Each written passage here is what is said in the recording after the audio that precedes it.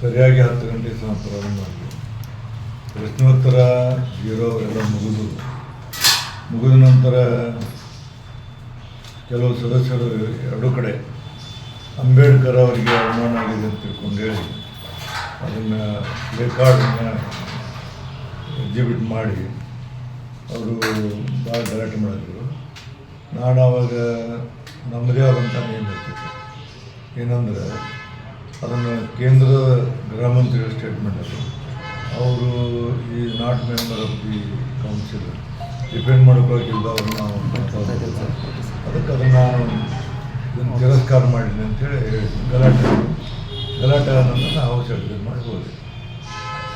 ಎಡ್ಜನ್ ಮಾಡಿ ಹೋದ ನಂತರ ಈಗ ನಮಗೆ ನಮ್ಮ ಕ್ಯಾಮ್ರಾ ಎಲ್ಲ ಬಂದಿರ್ತಾರೆ. ಹೌಸ್ ಎಡ್ಜನ್ ಅಂತ ನಮ್ಗೆ ಯಾವುದೂ ಇದ್ದಿಲ್ಲ. ಅಲ್ಲೇ ಗಲಾಟೆ ಆದ ನಂತರ ಅವರು ಒಮ್ಮೆ ನಮಗೆ ಬಂದು ಕಂಪ್ಲೇಂಟ್ ಕೊಟ್ಟರು. ಯಾರು ಲಕ್ಷ್ಮೀ ಹೆಬ್ಬಾಳ್ಕರ್ ಈ ಥರ ನನಗೆ ಅಸಹ್ಯ ಮಾತಾಡಿ ರೈಟಿಂಗ್ದಾಗ ಕೊಟ್ಟ ನಂತರ ನಾನು ಅವ್ರನ್ನ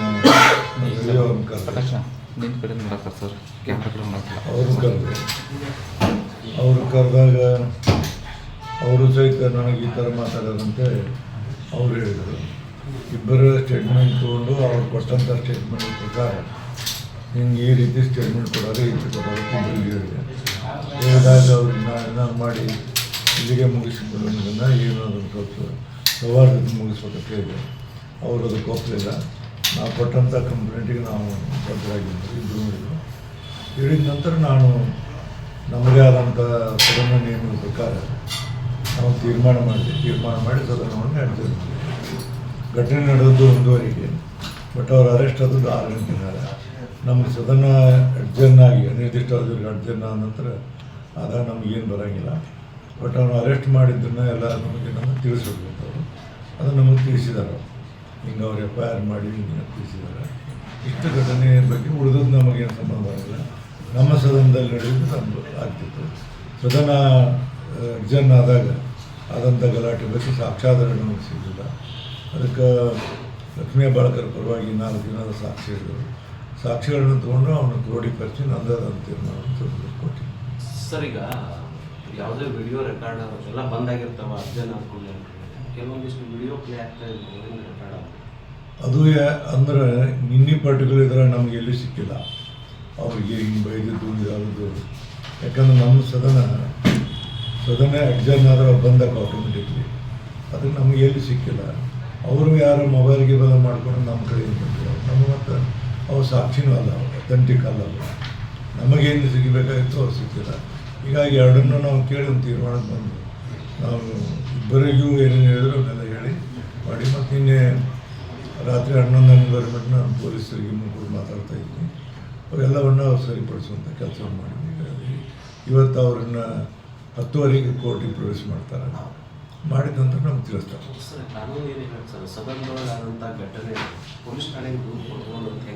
ಸದನದೊಳಗೆ ಆಗಿಲ್ಲ. ಸದನ ನಡೆದಾಗ ಆಗಿಲ್ಲ. ಪೊಲೀಸ್ ಕಂಪ್ಲೇಂಟ್ ಅವರು ವೈಯಕ್ತಿಕವಾಗಿ ಕೊಟ್ಟಾರ. ಅವರು ನಮ್ಮ ಅವರು ಕಂಪ್ಲೇಂಟ್ ಕೊಟ್ಟೋದನ್ನು ನಮ್ಮ ಸದನದಾಗ ಹಿಂಗೆ ಆಗಿದೆ ಕೊಟ್ಟಾರೆ. ಬಟ್ ನಮ್ಮ ಸದನದಲ್ಲಿ ಯಾವ ಪೊಲೀಸರಿಗೆ ಒಳಗೆ ಇನ್ನು ಮೆಜರ್ ಮಾಡೋಕ್ಕೆ ಹೋಗ್ತೀವಿ ನಾವು ಪರ್ಮಿಷನ್ ಕೊಟ್ಟಿಲ್ಲ. ಸದನದಾಗ ಇದ್ದರೆ ಬೇರೆ ಸದನ ಫ್ರೆಂಡ್ಸ್ ಹಾಕೊಂಡಾರ 1:30ಗೆ ವಿಧಾನ ಪರಿಷತ್ನಲ್ಲಿ ಈ ರೀತಿ ನಡೆದಿತ್ತು ಅಂತೇಳಿ ಬರೆದಾರ ಅವರು. ಬಟ್ ಅವರು ಅರೆಸ್ಟ್ ಮಾಡಿದ 6 ಗಂಟೆಗೆ. ಅವ್ರು ಸ್ಟ್ರೈಕ್ ಮಾಡೋಕ್ಕೆ ಹೋದಾಗ ಅರೆಸ್ಟ್ ಮಾಡಾಕ್ತಾರೆ. ಇಲ್ಲ, ನಾವು ಪರ್ಮಿಷನ್ ಕೊಡೋಂಗಿಲ್ಲ, ಮಾಡೋಕ್ಕೆ ಬರೋಂಗಿಲ್ಲ. ಅವರು ಘಟನೆ ನಡೆದ್ರೆ ಅದನ್ನು ಅವ್ರಿಗೆ ಅದ್ರಾಗ ನೋಡ್ಕೊಂಡು ಹೊರತಾಗಿ ಒಳಗಡೆ ನಮ್ಮ ಅನುಮತಿಯಿಂದ ಒಳಗಡೆ ಹೋಗಿ ಬರೋಂಗಿಲ್ಲ.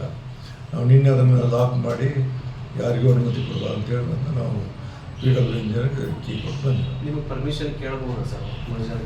ಕೇಳಿದಾಗ ನೋಡ್ತೀವಿ. ನಾನು ಕೇಳಿಲ್ಲ ಅಂತ ಕೇಳಿದ ಕೇಳಿದ ನಂತರ ವಿಚಾರ ಮಾಡ್ತೀವಿ. ನಮ್ಮದೇ ಆದಂಥ ನಿಯಮಗಳಿರ್ತಾವೆ. ನಿಯಮದ ಬೇಕಾಗಿದ್ದರೆ ನೋಡ್ತೀವಿ. ಯಾವುದೇ ಒಬ್ಬ ಪೊಲೀಸ್ ಅಧಿಕಾರಿ ಸದನದೊಳಗೆ ಬರೋಕ್ಕೆ ಅಧಿಕಾರಿ ಇಲ್ಲ. ಸದನ ಮುಗಿದ ನಂತರ ಈಗ ನಾಳೆ ನಾಡ್ದು ಅಥವಾ ಯಾವಾಗಾರ ಮಾಡ್ತಿದ್ರೆ ಅದಕ್ಕೆ ನಮ್ಮ ನಿಯಮಗಳನ್ನ ನೋಡ್ಬೇಕು. ಅದಕ್ಕೆ ಹೊಸ ವಿಷಯ ಆಗುತ್ತೆ, ಅದು ನೋಡ್ಬೇಕು. ಬಟ್ ನಮ್ಮ ಪರ್ಮಿಷನ್ ಸದನದಾಗ ಹೋಗ್ಬೇಕಲ್ಲ, ಅಷ್ಟು ಮಾತ್ರ ಸರ್. CP ರವಿ ಅವರು ಏನು ಹೇಳಿದ್ರು ಸರ್? ನೀವು ಕರೆಸ್ಬೇಕಾದ್ರೆ ಇಲ್ಲ ನನಗೆ ಅವರು ಬಲಗಡಕಕ್ಕೆ ಬೈದರು, ಅದು ಇದು ಬೈದರು, ನಾನು ಫ್ರಸ್ಟ್ರೇಟ್ ಆಗಿರಿ ಅಂತಿದ್ದೆ. ಅವ್ರು ತಪ್ಪು ತಿಳ್ಕೊಂಡಾರ ಅವ್ರು ಹೇಳಿದರು. ಅವ್ರು ಏನು ಬರೆದು ಕೊಟ್ಟಾರ ಅದನ್ನು ನಾನು ಸದನದಲ್ಲಿ ಹೇಳಿದ್ದೀನಿ. ನನ್ನ ನಾನು ಇದರಲ್ಲಿ ಐತದು ಅದೇನು ಹೇಳಿದಾರೆ ಅವ್ರನ್ನ ಬರೆದಿಲ್ಲ. ಇಬ್ಬರ ಕಡೆ ಇಬ್ಬರನ್ನು ಕರೆದೆ. ಮೊದಲೊಬ್ಬರು ಕರೆದು ಈ ರೀತಿ ಕಂಪ್ಲೇಂಟ್ ಏನು ಹೇಳ್ತೆ ಅಂತ ಹೇಳಿದೆ. ಆಮೇಲೆ ಅವ್ರು ಕರೆದೆ. ಅವರ ಸ್ಟ್ಯಾಂಡಿಗೆ ಅವರು ಬಂದರು. ಅದಕ್ಕೆ ನಮಗೆ ಅನಿವಾರ್ಯ ಬೇರೆ ಏನು ಮಾಡಿದೆ. ನಮ್ಮ ತೀರ್ಮಾನವನ್ನು ನಾವು ಕಾನೂನು ಪ್ರಕಾರ ಅವರು FIR ಮಾಡಿದ ಕಾಪಿ ನಮ್ಮಿಂದ ಹಾಕುವುದಂತೆ ನಮಗೆ ತಿಳಿಸಿದ್ದಾರೆ. ಅವ್ರ ಪ್ರಕಾರ ತಿಳಿಸಿದ್ದಾರೆ. ಇದನ್ನು ನಾನು ಅವರಿಗೆ ಸದನದಲ್ಲಿ ಇದನ್ನು ಹೇಳಿದ್ದೀನಿ. ಇದನ್ನು ಹೇಳಿದ್ದನ್ನು ನಮ್ಮ ಡ್ಯೂಟಿ ನಮ್ಮ ಮುಗಿಕೆ. ಉಳಿದಿದ್ದೆಲ್ಲ ಅವ್ರ ಕಾನೂನುಗಳು, ಪೊಲೀಸರು, ಅವರು ಸರ್ಕಾರ ಜವಾಬ್ದಾರಿ. ಅವರು ಕಂಪ್ಲೇಂಟ್ಗಳು ಸದನದಕ್ಕಾಗಬೇಕು. ಸದನದಲ್ಲಿ ಇಂಥ ಘಟನೆ ನಡೀತು ಅಂತ ಹೇಳಿದ್ದಾರೆ. ಬಟ್ ಅದನ್ನು ಅವರು ಕಾನೂನು ಪ್ರಕಾರ ಏನು ಮಾಡ್ತಾರೆ ಗೊತ್ತಿಲ್ಲ. ಸರ್, ಈಗ ಅರೆಸ್ಟ್ ಮಾಡಿದ ನಂತರ ನಿಮ್ಗೆ ತಿಳಿಸ್ಬೇಕಾ? ಈಗ ಕಾನೂನು ಮೊದಲೇನಿತ್ತು 5 ವರ್ಷದಿಂದ ಅರೆಸ್ಟ್ ಮಾಡೋಕ್ಕಿಂತ ಮೊದಲ ಸ್ಪೀಕರ್ ಅಥವಾ ಸಭಾಪತಿ ಅನುಮತಿ ಕರೆದು. ಈಗ ಕಾನೂನೆಂದರೆ ಅವ್ರನ್ನ ಅರೆಸ್ಟ್ ಮಾಡಿದರೆ ಅದನ್ನು ಇಂಟಿಮೇಷನ್ ನಮ್ಗೆ ಇಮಿಡಿಯೇಟ್ ಕೊಡಬೇಕು. ಇನ್ನು ರಾತ್ರಿ ಅವರು ನಮ್ಗೆ 9 ಗಂಟೆಗೆ ಇಂಟಿಮೇಷನ್ ಕೊಟ್ಟ. ಸರ್, ನಿಮ್ಮ ತನಿಖೆ ನಮ್ಮ ನಾವು ತನಿಖೆ ಮಾಡೋದಿಲ್ಲ.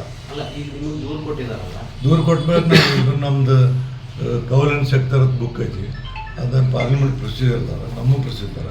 ಅದ್ರ ಪ್ರಕಾರ ನಾವು ತಿಳ್ಕೊಂಡು ಅದನ್ನು ನಾವು ಎರಡೂ ಕಡೆ ಮಾತಾಡಿಕೊಂಡು ಅದು ನಮ್ಮ ತೀರ್ಮಾನವನ್ನು ಕೊಟ್ಟಿವಿ. ನಿಮ್ಮ ಅಂದ್ರೆ ಸರ್, ಇಂಥ ಪ್ರಕರಣಗಳಾದಾಗ ಸಭಾಪತಿಗಳ ಏನು ನಡೆಯುತ್ತದ? ಅಕಸ್ಮಾತ್ ಪ್ರೂವ್ ಆದ್ರೆ ಹೆಂಗ, ಪ್ರೂವ್ ಆಗದೆ ಇದ್ರೆ ಹೆಂಗ? ಪ್ರೂವ್ ಆಗೋದು ನಮಗೆ ಸಂಬಂಧ ಇಲ್ಲ ವಿಷಯ. ಸರ್, ಈಗ ಅರೆಸ್ಟ್ ಮಾಡಿದ ನಂತರ ನಿಮ್ಗೆ ತಿಳಿಸ್ಬೇಕಾ? ಈಗ ಕಾನೂನು ಮೊದಲೇನಿತ್ತು 5 ವರ್ಷದಿಂದ ಅರೆಸ್ಟ್ ಮಾಡೋಕ್ಕಿಂತ ಮೊದಲ ಸ್ಪೀಕರ್ ಅಥವಾ ಸಭಾಪತಿ ಅನುಮತಿ ಕರೆದು. ಈಗ ಕಾನೂನೆಂದರೆ ಅವ್ರನ್ನ ಅರೆಸ್ಟ್ ಮಾಡಿದರೆ ಅದನ್ನು ಇಂಟಿಮೇಷನ್ ನಮ್ಗೆ ಇಮಿಡಿಯೇಟ್ ಕೊಡಬೇಕು. ಇನ್ನು ರಾತ್ರಿ ಅವರು ನಮ್ಗೆ 9 ಗಂಟೆಗೆ ಇಂಟಿಮೇಷನ್ ಕೊಟ್ಟ. ಸರ್, ನಿಮ್ಮ ತನಿಖೆ ನಾವು ತನಿಖೆ ಮಾಡೋದಿಲ್ಲ. ಅಲ್ಲ, ಈಗ ನಿಮಗೆ ದೂರು ಕೊಟ್ಟಿದ್ದಾರಲ್ಲ, ದೂರು ಕೊಟ್ಮೇಲೆ ನಾವು ಇದು ನಮ್ಮದು ಕೌಲನ್ ಸೆಕ್ಟರದ ಬುಕ್ ಐತಿ. ಅದನ್ನು ಪಾರ್ಲಿಮೆಂಟ್ ಪ್ರೊಸೀಜರ್ ಇದ್ದಾರೆ, ನಮ್ಮ ಪ್ರೊಸೀಜರ್. ಅದ್ರ ಪ್ರಕಾರ ನಾವು ತಿಳ್ಕೊಂಡು ಅದನ್ನು ನಾವು ಎರಡೂ ಕಡೆ ಮಾತಾಡಿಕೊಂಡು ಅದು ನಮ್ಮ ತೀರ್ಮಾನವನ್ನು ಕೊಟ್ಟಿವಿ. ನಿಮ್ಮ ಅಂದ್ರೆ ಸರ್, ಇಂಥ ಪ್ರಕರಣಗಳಾದಾಗ ಸಭಾಪತಿಗಳ ಏನು ನಡೆಯುತ್ತದ? ಅಕಸ್ಮಾತ್ ಪ್ರೂವ್ ಆದ್ರೆ ಹೆಂಗ, ಪ್ರೂವ್ ಆಗದೆ ಇದ್ರೆ ಹೆಂಗ? ಪ್ರೂವ್ ಆಗೋದು ನಮಗೆ ಸಂಬಂಧ ಇಲ್ಲ ವಿಷಯ. ಆಮೇಲೆ ಅದು ಇನ್ಮೇಲೆ ನಮ್ಮಲ್ಲಿ ಯಾವುದೇ ರೀತಿಯಿಂದ ಅಂತ ಇದು ಸಿಕ್ಕಿಲ್ಲ. ಮತ್ತು ಅಂಥದ್ದು ಎರಡೂ ಪರವಾಗಿ ನಾವು ಅವ್ರನ್ನ ಕರೆದು ಕೇಳಿ ಚರ್ಚೆ ಮಾಡಿದಂತ ನಮ್ಮ ತೀರ್ಮಾನ ಕೊಡ್ತೀವಿ.